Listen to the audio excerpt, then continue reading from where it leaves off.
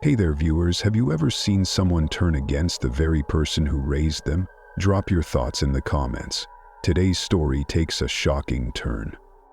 Diddy's own adopted daughter has reportedly taken the stand against him, and what she revealed in court might change everything. Let's get into it. Chapter 1. The hidden daughter no one knew about. Most people thought they knew everything about Sean Diddy Combs. They saw the magazine covers, the flashy parties, the women draped over him like expensive accessories. They watched him move through the industry like a king, untouchable, surrounded by money and power. People thought they had the full picture. But there was something no one ever knew. Me. I wasn't a part of the life he paraded around. I wasn't in the glossy family photos, the music video cameos, the carefully curated public appearances that made him look like a doting father to the children he did claim. My name never made the gossip blogs, because as far as the world was concerned, I didn't exist. That was the way he wanted it. I was a secret, a shadow tucked into the dark corners of his empire, where only the people closest to him knew the truth, and even they didn't know everything. The name I go by now is Alyssa Monroe. It's not my real name. It's not the name on my birth certificate, and it sure as hell isn't the name he gave me. But it's the name that saved me. The name that put enough distance between me and the past that, for a while, I could pretend it wasn't real. For years, I hid. I kept my head down, changed my look, made sure I was just another face in a crowd. I had no social media, no digital footprint, no way for him or anyone connected to him to track me. I was careful, paranoid even, but deep down, I always knew it wouldn't last forever. The past doesn't let you go. Now I was sitting in a freezing room in a federal building, across from people who had spent months chasing the truth. A thick file sat on the table between us, filled with names, dates, documents, proof that the world had only seen the surface of who Diddy really was. The man directly across from me, an older agent with sharp eyes and graying hair, folded his hands and leaned forward. He didn't ask if I was ready. They needed this. I was the missing piece. I took a slow breath, steadying myself. My hands were clenched together under the table, nails pressing into my palm. The past was heavy, waiting to spill out, and for the first time in my life, I was about to let it. I don't know where to start, I admitted, my voice quieter than I wanted it to be. One of the lawyers, a woman with short brown hair and tired eyes, gave me a small nod. Start from the beginning. The beginning. It was such a simple request. But my beginning was a blur of half memories, twisted by time and survival. My life didn't start in a hospital, surrounded by family, with a name already picked out for me. My life started in pieces, shuffled between faces and hands that never stayed long enough to be permanent. I had no idea who my real parents were. Diddy was the first person who ever told me I belonged to him. I was young, maybe 6, maybe 7 when he took me in. I never knew the full story of where I came from because he never told me. One day, I simply existed in his world. He never used the word adoption. There was no paperwork, no legal process. It was as if I had just appeared in his house, one of many things he collected. I remember the first time I called him Dad. It slipped out by accident. I was standing in the doorway of his office, watching him laugh on the phone. He looked different in those moments, lighter, less calculated. When he hung up, he noticed me watching and smirked. "What?" he asked, leaning back in his chair like he was the king of the world. I asked him something simple. I think I wanted to know if I could go outside or maybe if I could have something to eat. But I called him Dad when I did it. The shift in his expression was subtle, but I never forgot it. His smirk faded just slightly, like he was deciding if he liked it. Then, after a beat, he grinned and nodded. "Yeah, of course. Go ahead." That was the moment I learned something important. I was allowed to call him Dad, but I was never allowed to believe it. He didn't love me. He owned me. I grew up in silence, trained to be invisible. I was never taken to school. My education was handled by private tutors, people who came and went so often I stopped bothering to remember their names. I never had birthday parties or playdates. I never got to do the things normal kids did because my life wasn't meant to be normal. I was meant to be obedient. I was never mistreated in ways that would leave bruises, never harmed in ways that could be traced. My prison wasn't made of violence, it was made of control. There were rules. I ate when I was told, I spoke when I was spoken to, I smiled when the cameras were on, even though those cameras were never for the public. He would bring people into the house, powerful people, people whose faces I'd later see on TV or in magazines. I was never introduced. I was just there, a quiet presence in the background, trained to observe and never ask questions. I watched how they acted around him, how they laughed too hard at his jokes, how their eyes darted toward him before they spoke, as if looking for permission. I learned, before I even understood it, that he wasn't just a businessman or a celebrity. He was something else, something darker. I wasn't the only one trapped in his world. There were other girls who didn't live there like I did but came and went, some staying longer than others. I remember watching them, trying to understand why they seemed afraid even when they smiled. I remember one of them, a girl with a soft voice and long dark hair. She was kind to me. She'd bring me little things, candy, small trinkets, a book she thought I'd like. Then one day, she was gone. No one said anything about it. I asked one of the house staff where she went. "Don't ask questions," they told me. That was the moment I realized I wasn't just a secret. I was a prisoner. I looked up at the people sitting across from me now, their faces waiting, expectant. They had spent months gathering evidence, building their case. But they didn't know everything. Not yet.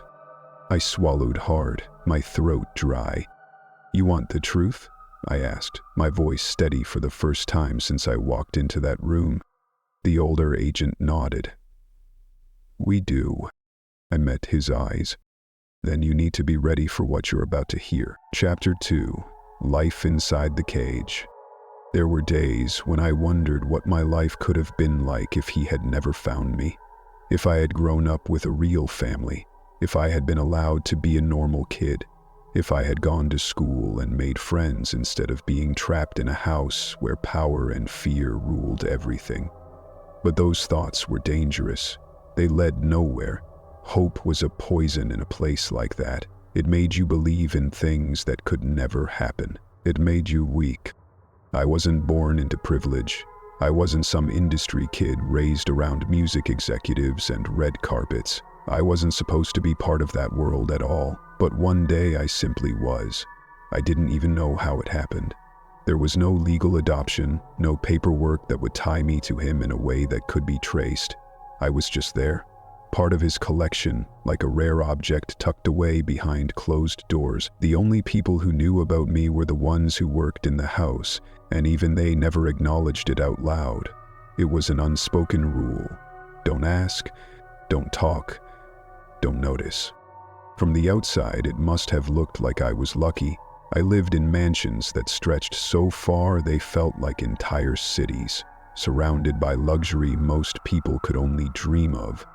Everything I wore was expensive, my bedroom filled with things most kids would have killed to have. Designer clothes, toys, gadgets, anything I could want. But none of it meant anything.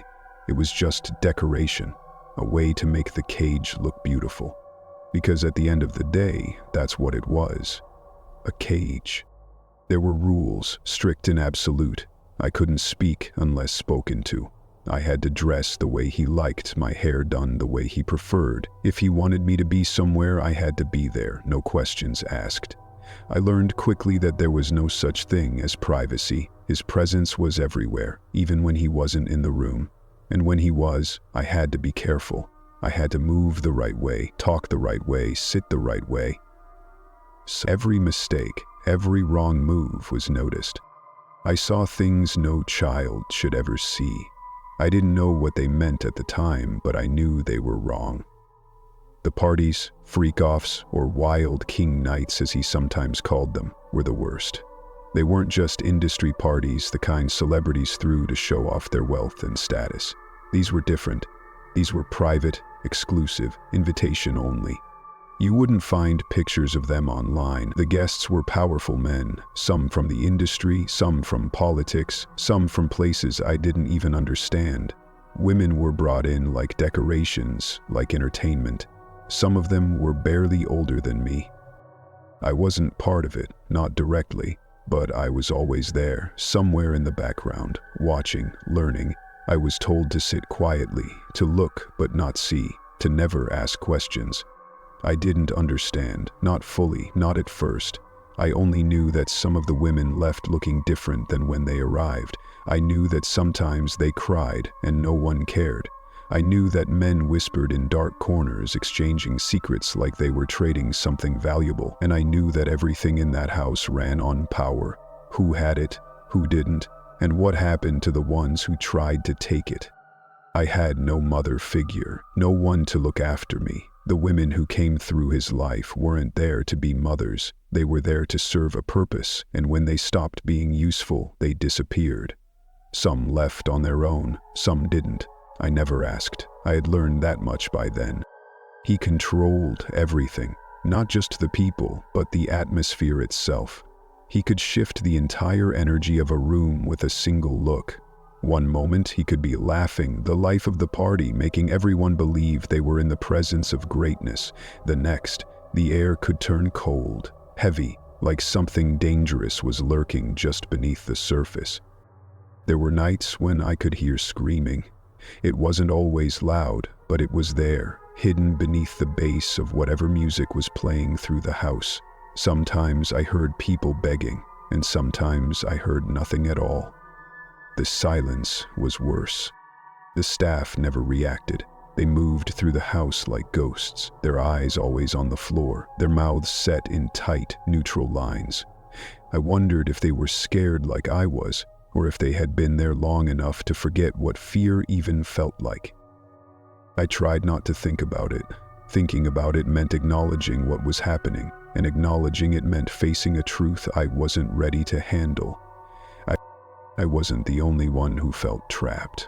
Some of the women, the ones who stayed for longer than a few nights, had that same look in their eyes, the same quiet, careful way of moving, like they knew one wrong step could change everything.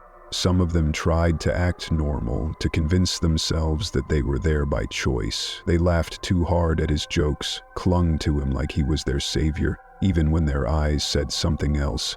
Others didn't even try to pretend. One night I watched a woman get dragged out of the house. She had been crying, begging, but no one helped her. No one even looked at her. She was gone by morning. I never saw her again. There were other girls too, ones closer to my age. They came and went, some only staying for a short time. I wasn't allowed to talk to them. I wasn't allowed to ask their names. But I watched them, and I knew they were like me. I was older when I finally understood what the parties were, what the women were there for, what the powerful men were paying for. I knew by then that money didn't buy you freedom. It bought you silence. It bought you people who would look the other way. Diddy was careful. He never left loose ends. I kept my head down, did what I was told, stayed out of his way as much as possible. I knew what happened to people who didn't. But it didn't matter. Because no matter how well I played the game, no matter how much I convinced myself that if I followed the rules, I'd be safe, I was already trapped. And once you were inside, there was no leaving. Chapter 3. The night she tried to escape. The night I decided to run was one of the coldest I can remember. The air in the house had been tense all day, the kind of tension that made people move carefully, like they were afraid to make too much noise. I don't even know what had set it off. Maybe one of the women had said the wrong thing. Maybe someone had failed to meet some unspoken expectation. It didn't matter. When he was in one of his moods, the entire house felt like it was holding its breath, waiting for the moment when something would snap. I had been thinking about leaving for months, not just thinking, planning. I knew it wasn't as simple as walking out the front door. There were security cameras, locked gates, guards who never seemed to sleep. The house wasn't a home, it was a fortress. Every exit was monitored, every visitor accounted for. But I had spent years moving through that house like a ghost, learning where people's eyes were, what corners they ignored. I thought I had figured out a way. That night I barely touched my dinner. No one noticed. When you lived in a house like that, you learned how to be invisible even when you were sitting right in front of people. I listened, waited, kept my head down. The moment I had been waiting for came a little after midnight, when the energy in the house shifted. People were too distracted, too deep in their vices to care about anything else. The music from one of the private lounges was loud enough to cover the sound of footsteps in the hallways, and I knew that most of the staff would be occupied cleaning up after whatever had happened earlier. I moved quietly, heart hammering, every step measured. My room wasn't locked, but that didn't mean I could just walk out freely. I had learned how to open doors without making a sound, how to time my movements between the slow sweeps of security cameras. I had memorized the guard rotations, knew exactly how long I had before someone would pass through the hallway outside. I had no real plan for where I would go. I just knew that I needed to be gone. The security gate at the end of the driveway was the only way out. The estate was too secluded for me to try escaping through the back, and I didn't trust myself to make it through the thick trees and uneven terrain in the dark. If I could get to the road, I could run. I could find someone. A car, a stranger, anyone. I never made it that far. I don't know how they saw me. Maybe I had miscalculated, maybe I had been too desperate, too careless. All I know is that one moment I was running, my feet pounding against the pavement, my lungs burning, and the next a hand was closing around my wrist, pulling me back so fast it felt like my body was being yanked out of time. I struggled, I kicked, twisted, did everything I could to break free. It didn't matter. The grip on my arm tightened, and then I was being dragged back toward the house, the security lights overhead making my shadow stretch out long and thin across the ground. The man holding me didn't say anything. He didn't have to. There was no anger in his face, no frustration, just a quiet kind of finality, like he had done this before, like he knew how it always ended. I wasn't screaming. I think that was the worst part. I wasn't even crying. I had already learned that screaming didn't change anything. Inside, the house was exactly the way I had left it. The same music still played in the background, the same voices drifted from the lounges and private rooms.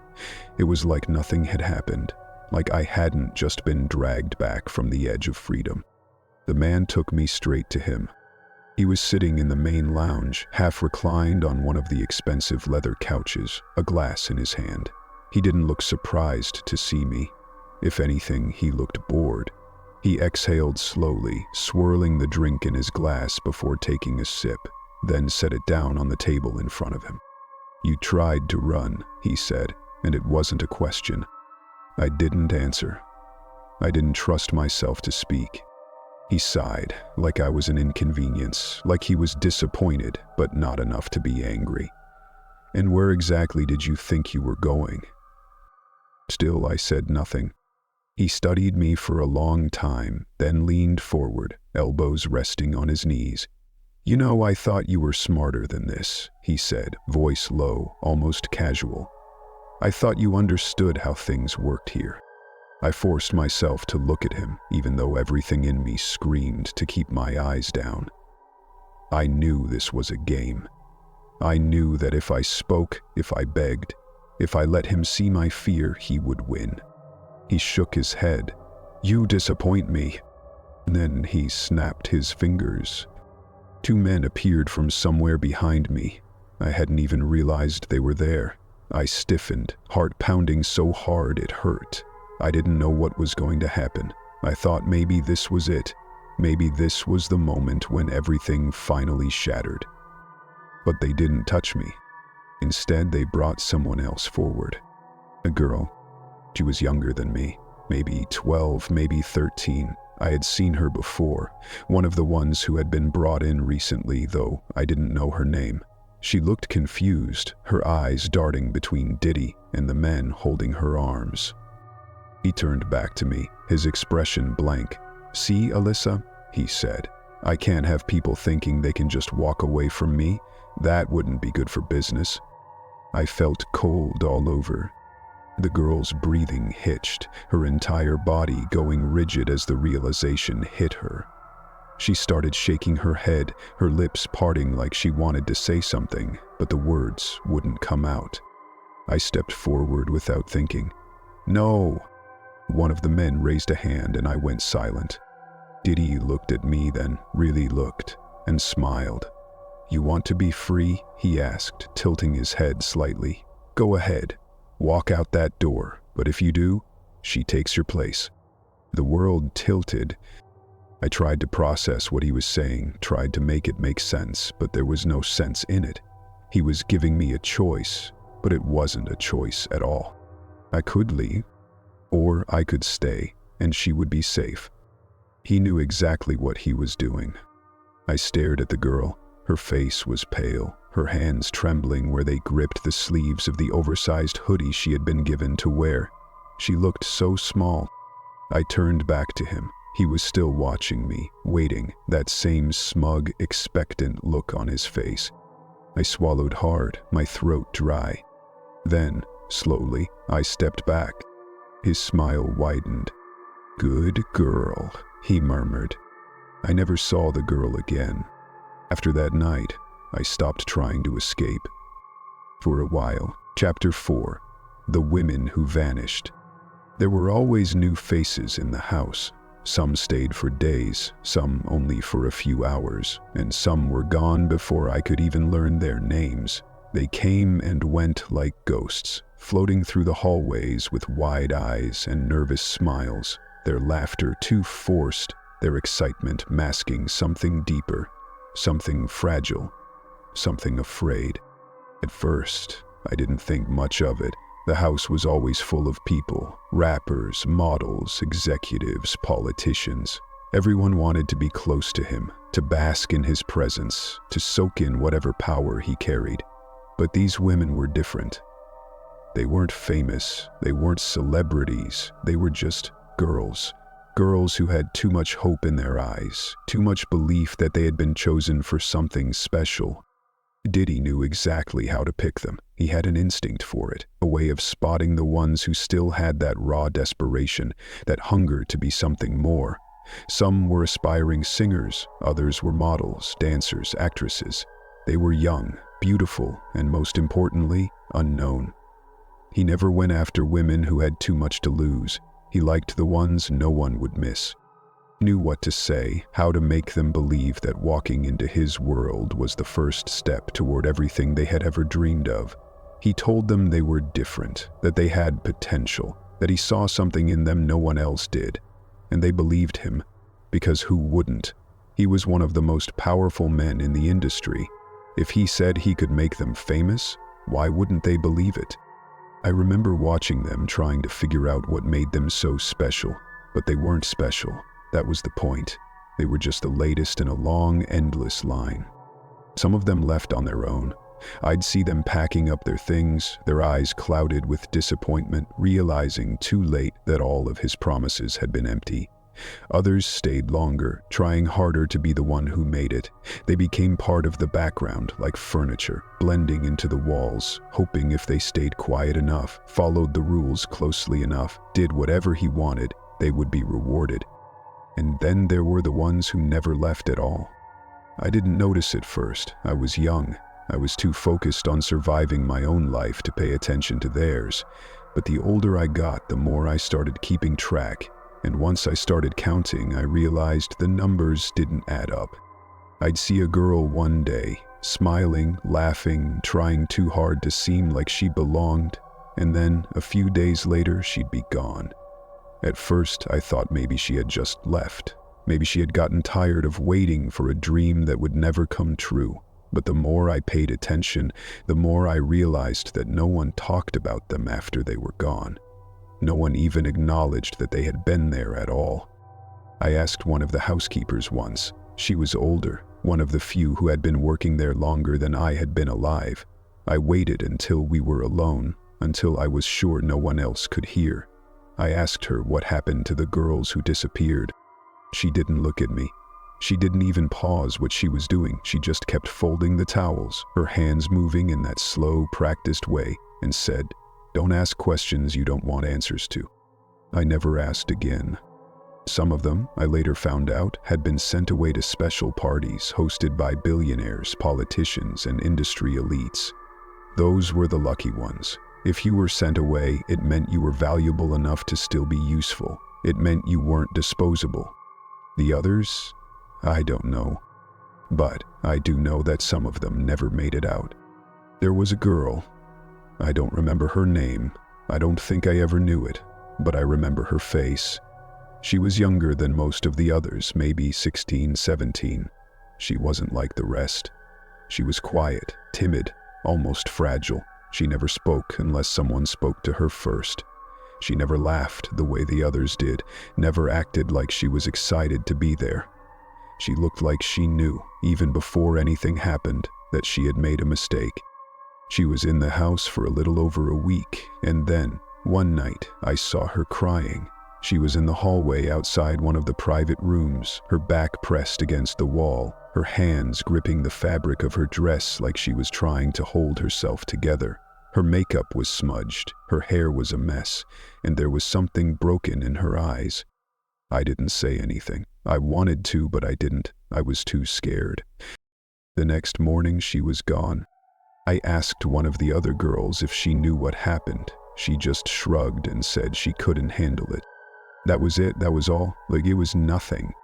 I wanted to believe she had left, that she had packed her things and walked away before it was too late, but deep down, I knew better. The worst part was that no one ever looked for them. No missing person reports, no concerned family members showing up at the house demanding answers. It was like they had never existed at all.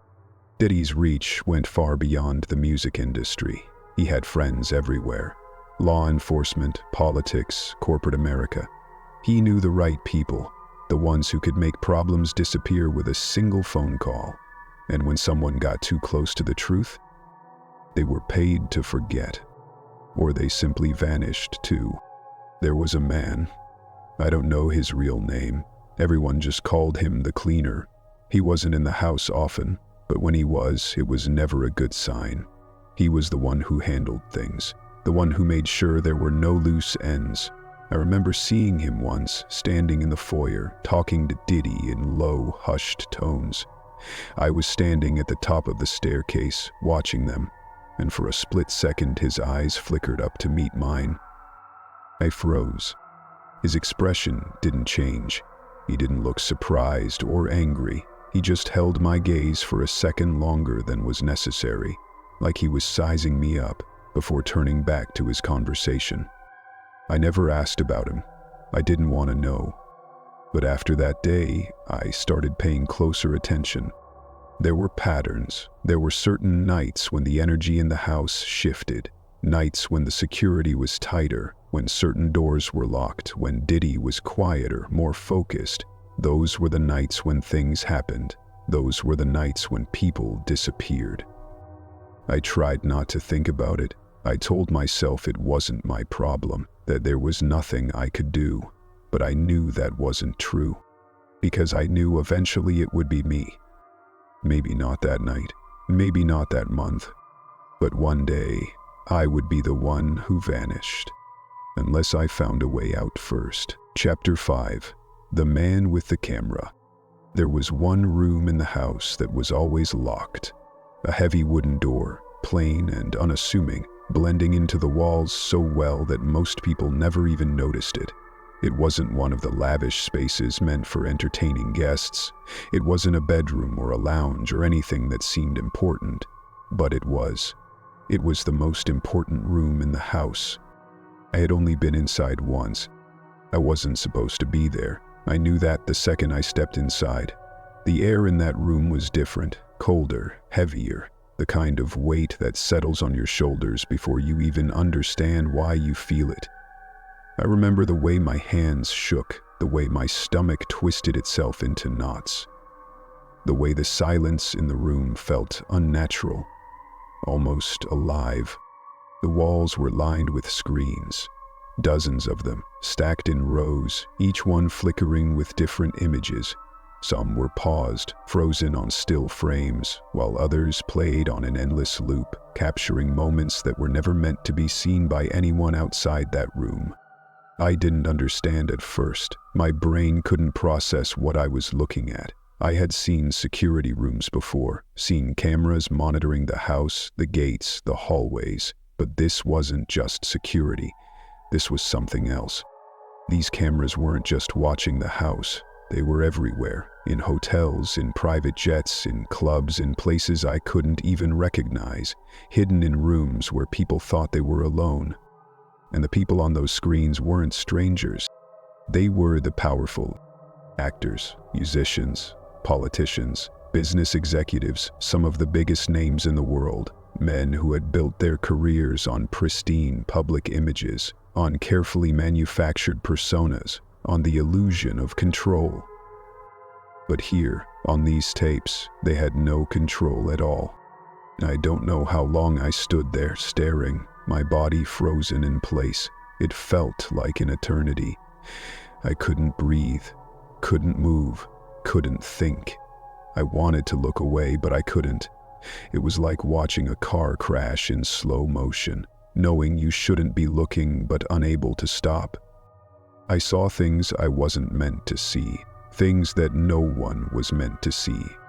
Some of them were drunk, sloppy, barely able to stand as women they didn't even seem to know draped themselves over them. Some were doing things even worse, things I don't want to remember, things I can't forget. Some of them looked terrified. Some of them looked like they had no idea they were being watched. And then, finally, I understood.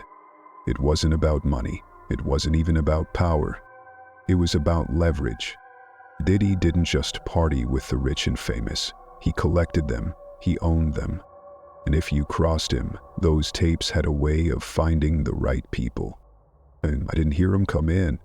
1 second I was alone, drowning in the images on the screens, and the next he was standing behind me. I felt him before I saw him, the presence of him sending ice down my spine. I turned slowly, my body moving on instinct, even though every nerve was screaming at me to run. He was watching me, head tilted slightly, a small smirk playing on his lips, like he had caught a child with their hand in the cookie jar, like he wasn't the least bit surprised. I opened my mouth, but no words came out.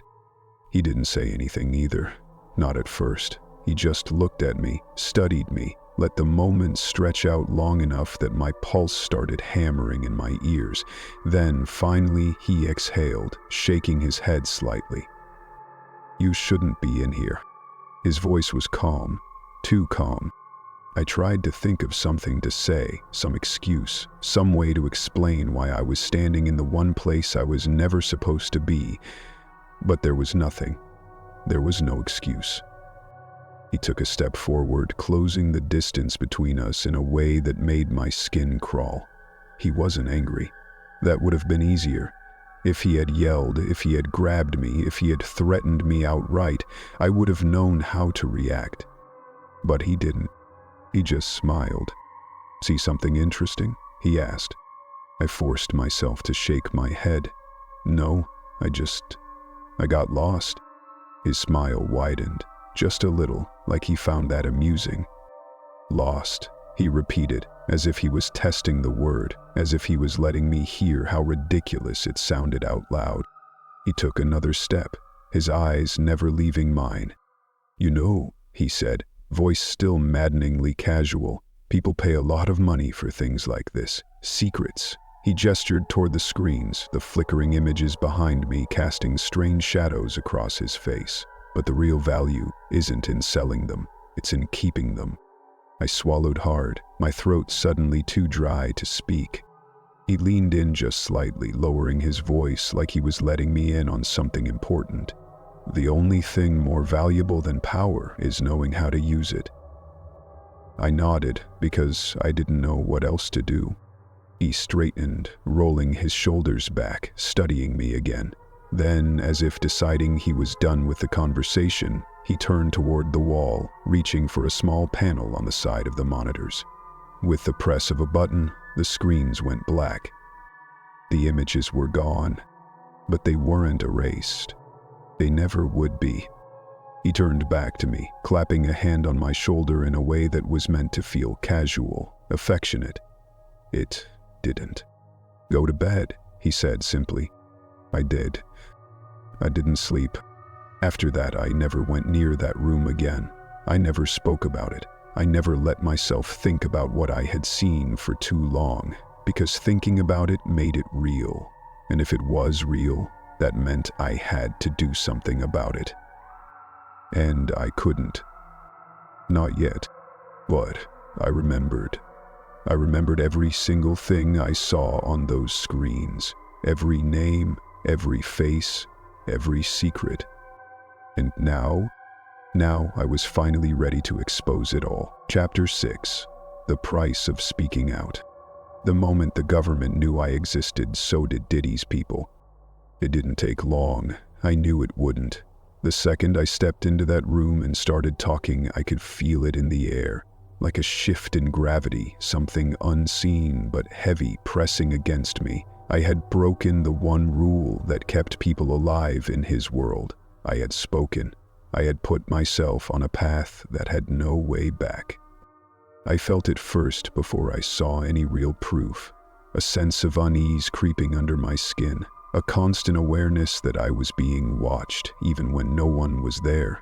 I started noticing small things. A car I'd never seen before parked across from my apartment for hours at a time. A man at a coffee shop who left just as soon as I did. Footsteps behind me that always stopped when I turned around. I told myself I was being paranoid, that I was just imagining things, but deep down I knew I wasn't. Then came the SUV. Black tinted windows, sitting at the far end of the street like it was part of the background. It didn't do anything, it just existed. The first night I noticed it, I tried to tell myself it was nothing. But then it was there the next night, and the night after that. I didn't tell anyone at first. What would I even say? That I was being followed? That I was being watched?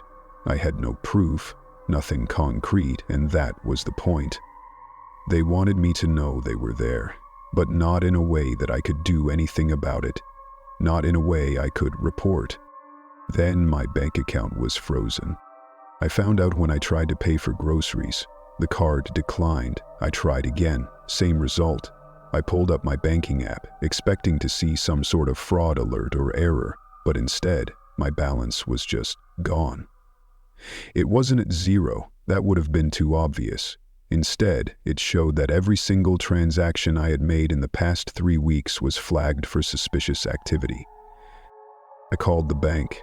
They couldn't give me a straight answer. They said there was an ongoing review of my account, that they had received an anonymous report of financial misconduct. When I asked what that meant, they just kept repeating the same scripted response, "We cannot disclose details at this time." I knew what it meant. It meant he was showing me how easy it was to make my life difficult, how easy it would be to take everything from me. I could feel the walls closing in, the invisible leash tightening around my throat. But the thing that scared me the most, it wasn't the SUV, it wasn't the bank, it wasn't even the feeling of being followed. It was what happened to my mother. She didn't know anything. I had kept her out of it on purpose, kept my distance, made sure she had no connection to the life I had left behind. I thought that would protect her. I was wrong. The break-in happened in the middle of the night. She wasn't home. I thank God for that. Nothing was taken, nothing valuable at least. The TV, the jewelry, her purse, everything was exactly where she had left it. But they weren't there to steal. They were there to send a message. Her closets were torn apart, photo albums ripped up, pages scattered across the floor like dead leaves, cabinets emptied, mirrors shattered, and on the kitchen counter, they had left something behind. A single envelope. Inside was a photograph of me, one I hadn't even known existed. I was younger in the picture, maybe 13 or 14. It was taken at one of the private parties, the ones I was never supposed to remember. There was no note, no threats written in ink. They didn't need to say anything. The message was loud enough without words. I didn't tell her the truth. I made up some lie, told her it was probably just some local kids looking for quick cash. I promised her I'd handle it, but I could see it in her face. She didn't believe me. She wasn't stupid. She told me to drop it. She told me to let it go. I told her I would. I lied. Then came the whispers. I heard it from my lawyer first. He sat me down, hands folded on the table, his face a careful mask of neutrality. "They're discrediting you," he said. "It's already started." It was subtle at first, a conversation here, a rumor there. High-profile figures in the industry were suddenly remembering me in ways that weren't true. I was unstable, unreliable, difficult, a liar, a gold digger, an opportunist looking for attention. None of them had seen me in years, but somehow they all had something to say. It didn't stop there. One of his former security guards went to the government privately. He told them I was exaggerating, that I had a history of making up stories, that I had always been trouble. He painted himself as the concerned insider, the one who had watched over me and seen firsthand how unstable I was. It was all calculated. They weren't coming after me directly. They weren't making threats they could be held accountable for. They were planting seeds, doubt, just enough of it to make people hesitate before believing me, just enough to make my testimony seem weaker. I could feel the weight of it pressing down on me, the slow, careful unraveling of everything I had spent years trying to build. I had known it was coming, but that didn't make it any easier. The worst part was that it was working. I could see it in the way people looked at me, in the way my lawyer hesitated before speaking, in the way the investigators asked me the same questions over and over again, looking for cracks, for inconsistencies, for anything they could use to justify their doubt. And I knew it wasn't going to stop. If I didn't back down, they would bury me. They would take everything. They would destroy me in ways I hadn't even thought of yet. But I wasn't stopping now. I had spent my entire life running, staying quiet, pretending not to see, pretending not to know. I had let them win, let them control me, let them take everything from me over and over again. But this time, I wasn't going to disappear. Chapter 7, The Testimony That Could End Him. The room was colder than I expected, not just because of the air conditioning humming in the vents, but because of what it represented. It wasn't a courtroom, not yet. No cameras, no reporters, no grand speeches. Just four walls, a long wooden table, and a handful of people who held the power to dismantle an empire. The walls were bare, the overhead lights a little too harsh, making everything feel clinical, detached, like the kind of place where things were decided in secret, far away from the rest of the world. I sat across from them, my hands folded tightly in my lap to keep them from shaking. There were 3 prosecutors, each with a notepad in front of them, pens poised, waiting. The lead investigator sat at the head of the table, watching me with sharp eyes, his fingers laced together. A court stenographer was in the corner, already typing before I had even spoken a word, as if she knew once I started, I wouldn't stop. I had spent years hiding. Years pretending I didn't know what I knew, forcing myself to forget things that couldn't be forgotten. But now, there was no turning back. This was it. The moment I either sealed my own fate or his. The first question was simple, the kind that lulled people into a false sense of control. "Can you state your full name for the record?" My name, my real name. It caught in my throat for a second because I had spent so many years shedding the old versions of myself, slipping into new identities, trying to erase every trace of who I used to be. But this wasn't a time for running. Alyssa Monroe, the name I chose, the name I lived under now, but that wasn't enough. And your birth name? I hesitated. Then finally I said it. The name Diddy gave me. The name I had tried to forget. I saw the prosecutor jot it down. Another box checked off. A name to be cross-referenced, traced back through whatever fragmented records existed of my time in his world. They started slow, methodical. They wanted timelines, specifics. When did I first meet him? How did he bring me into his home? How many years had I lived under his control? I answered everything, my voice steady even though my stomach was twisting itself into knots. I could feel the weight of every word, like each answer I gave was pulling me further away from the life I had spent so much time trying to build for myself. Then came the harder questions, the ones that mattered. Who else was involved? I knew this was coming, I had been preparing for it, but saying the names out loud was different. It made them real. I inhaled slowly, my fingers curling against the fabric of my pants. There were a lot of them, I said. Some were regulars, some only came to a few of the parties, but they all knew. They waited. The silence stretched. I started listing the names, one by one. Politicians, executives, Hollywood actors, people who had shaped industries, people whose faces were on billboards, on magazine covers, on award shows, thanking their families and fans, pretending to be men of integrity, men who had sat in his house, in his clubs, in his private jets, using girls like currency, like entertainment, like disposable things meant to be discarded when the night was over. Some of the names made the prosecutors glance at each other. Some made them pause their writing for a second, as if the weight of it had settled in. But they didn't interrupt me. They let me keep going. The missing girls came next. I described the ones I remembered, the ones who had arrived full of hope and left in the middle of the night, never to be seen again. The ones whose names I had never learned, whose faces still haunted me in the quiet moments when I was alone.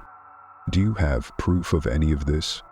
That was the question that could make or break everything. I nodded, and then I told them about the tapes. The room went silent. For a moment no one spoke. They just stared at me, waiting for me to continue, as if they weren't sure they had heard me correctly. I know where he keeps them, I said. The lead prosecutor leaned forward slightly, his expression unreadable. You're saying there's physical evidence of everything you've told us? Yeah. There was a beat of silence. Then one of the other prosecutors, a woman with sharp eyes and a steady voice, asked, "How do you know?" I exhaled, gripping the edge of the table. Because I've seen them. I told them about the room, the screens, the rows of tapes labeled with dates, locations, initials, the hidden cameras in private suites, in luxury hotel rooms, in places where people thought they were safe. I told them how he had watched everything, how he had archived the footage like it was a collection to be admired. And then I told them the truth, the real reason he had kept me around all these years. He hadn't needed me, not really. I wasn't special, I wasn't different from the others, but there was one thing that set me apart. I was the only person who knew where the evidence was. I hadn't meant to find out. It had been an accident, a moment of curiosity that had changed the course of my life. But once I knew, once I had seen what he had been hiding, he couldn't risk letting me go. He never told me directly. He never acknowledged that I knew, but he made sure I understood what would happen if I ever used it against him.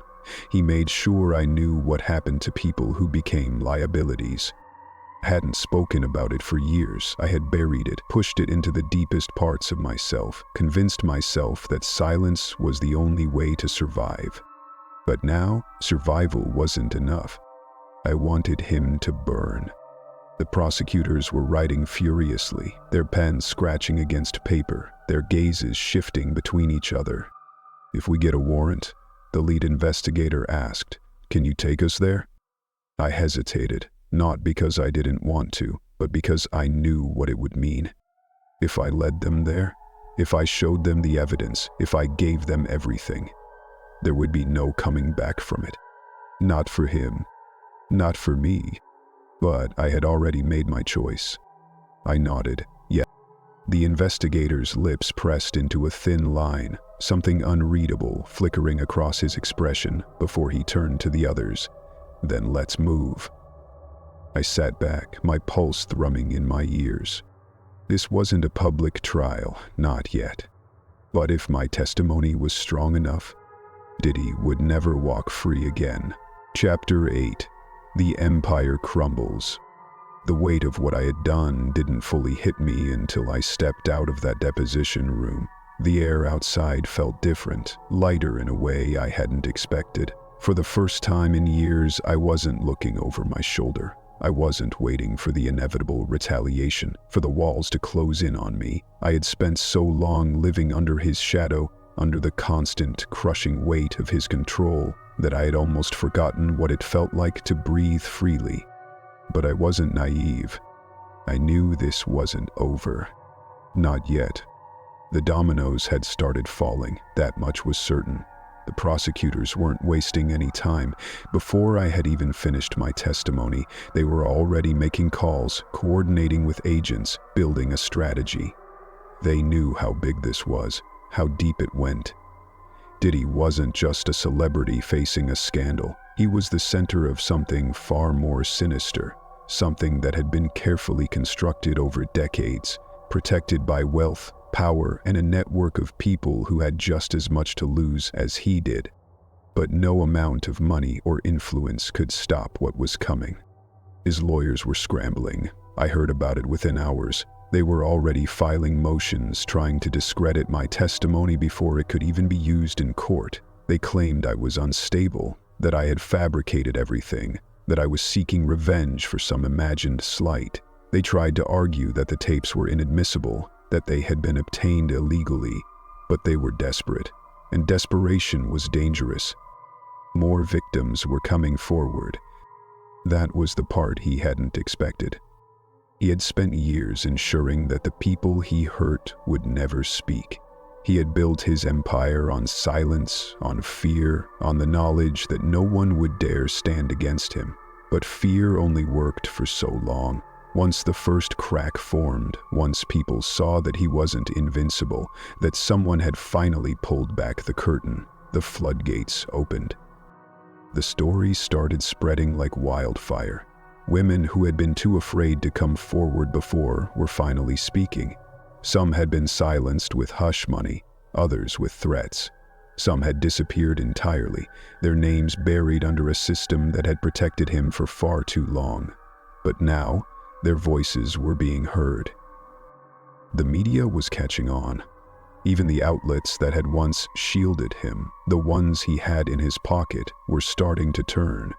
They had no choice. The evidence was too damning. The narrative was shifting, and the world was beginning to see him for what he truly was. And then the real blow came. The raid. I had known it was coming, but seeing it unfold in real time was something else entirely. The FBI didn't wait. They moved fast, hitting his properties simultaneously, making sure he had no chance to hide or destroy anything. His Miami estate, his Los Angeles mansion, his recording studios, his private offices.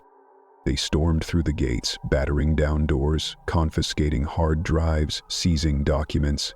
Agents moved through his home like a swarm, tearing apart the empire he had spent his entire life building.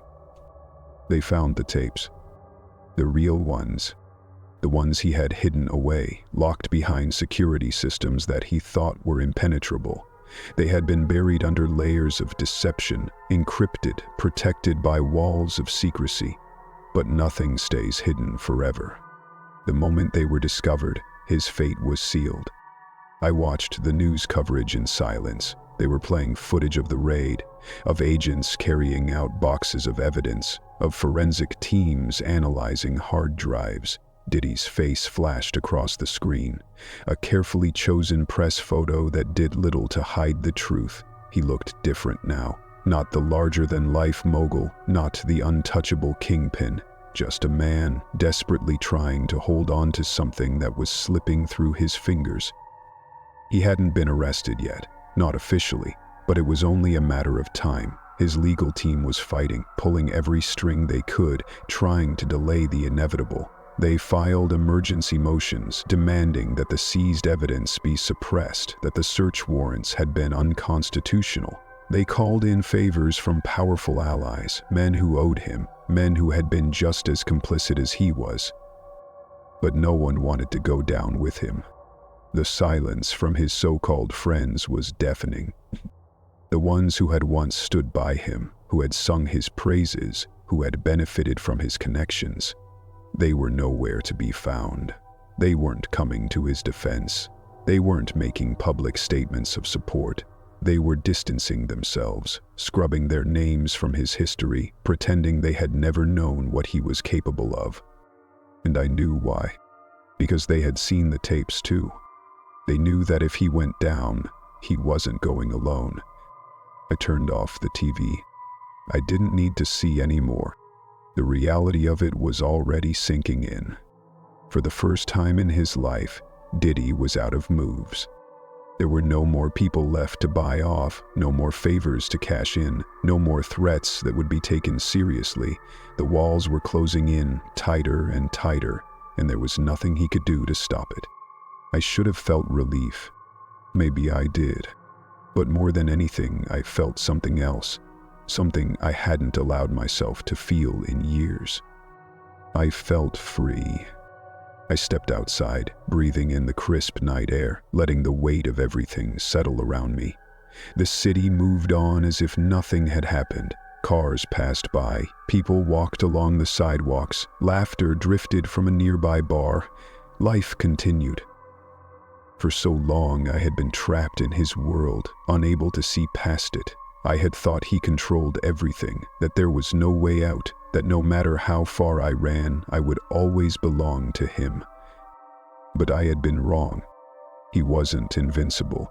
He never had been. He was just a man. And now he was nothing. I wasn't afraid anymore.